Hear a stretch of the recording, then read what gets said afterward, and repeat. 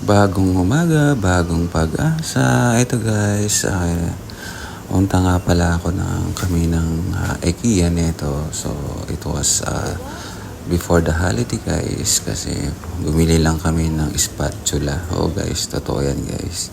Pumunta lang kami ng IKEA para bumili ng spatula. Pero ito, nag-iikot-ikot na rin ako. Yan, mga lantern nila dito guys, mga new arrivals nila. Ayan, lakad-lakad lang dito sa loob ng IKEA guys. Actually guys, hindi na kami umakyat guys kasi sa lawak nitong IKEA dito sa Dubai, hindi na namin inakyat guys. So dito na lang kami sa baba. So yan,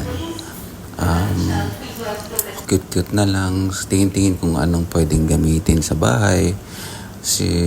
Yun, napabili na rin ako ng pillar kasi may pillar ako guys. Pero ayun guys, may pillar ako, binili ko lang siya sa grocery. So hindi siya maganda, napakarupok.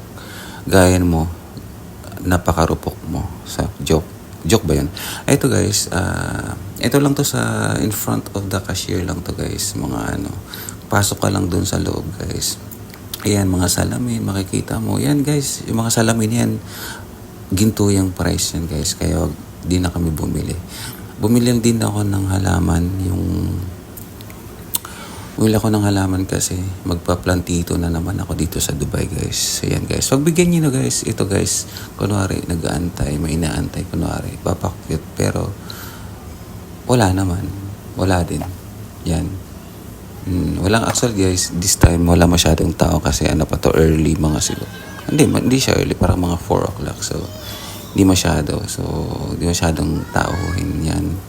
And guys, yung mga natin, mga insa natin yan sila. Nakikita mo guys. Ito guys, ang dami mong mabibili dito sa IKEA guys. Unang-una guys, yung pinupuntahan ko dito, yung as is nila. Doon talaga ako kasi yung may mga slight damage lang. Tapos malaki na yung discount nun. So, hindi ko pinapalampas yun guys. Ayan.